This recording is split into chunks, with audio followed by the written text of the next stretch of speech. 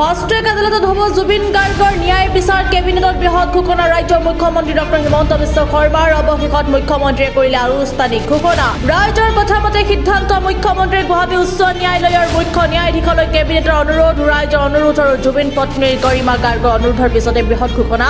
মুখ্যমন্ত্ৰী ডক্টৰ হিমন্ত বিশ্ব শৰ্মাৰ আমি পুনৰ জনাবলৈ চেষ্টা কৰিম এই মুহূৰ্তৰ এটা big breaking news fast track আদালতত হ'ব জুবিনৰ ন্যায় বিচাৰ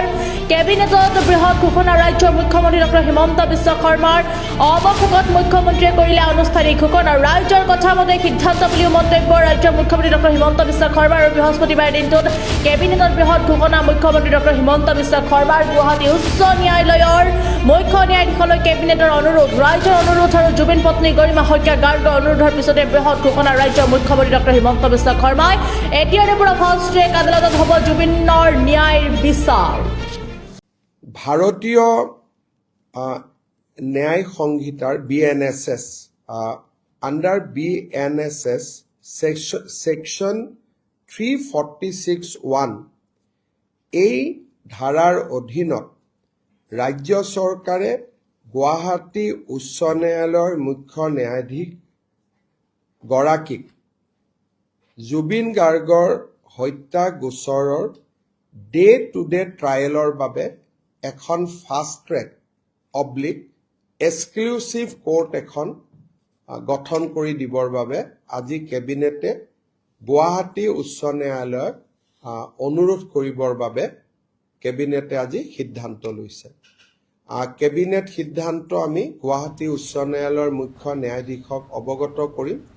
আৰু পৰৱৰ্তী কাৰ্যসূচী বা পৰৱৰ্তী ব্যৱস্থা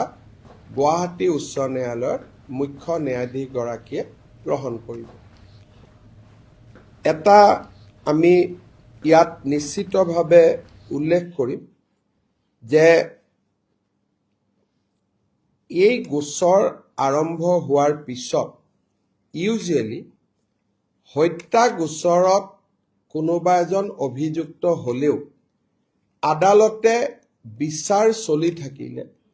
৩-৪ মাহত অভিযুক্তসকলক জামিন দিয়ে কিন্তু বৰ্তমানৰ যিখন কোৰ্টত এই গোচৰটো চলি আছে আমি দেখা পাইছো যে বৰ্তমানৰ ন্যায়াধীশ গৰাকীয়ে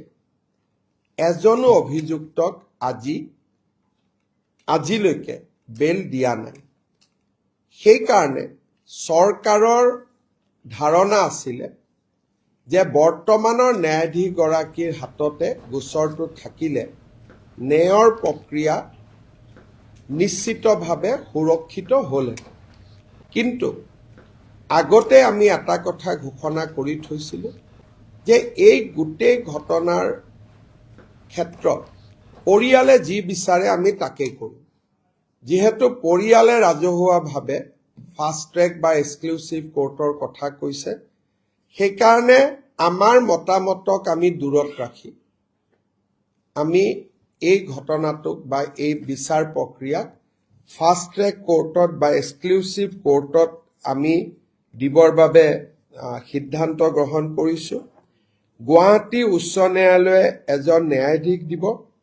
গুৱাহাটী উচ্চ ন্যায়ালয়ে গাইডলাইন নিৰ্মাণ কৰিব আৰু ষ্টেট গভৰ্ণমেণ্টে লজিষ্টিক ইনফ্ৰাষ্ট্ৰাকচাৰেল ছাপোৰ্ট দিব এই সিদ্ধান্ত আজি কেবিনেটে গ্ৰহণ কৰে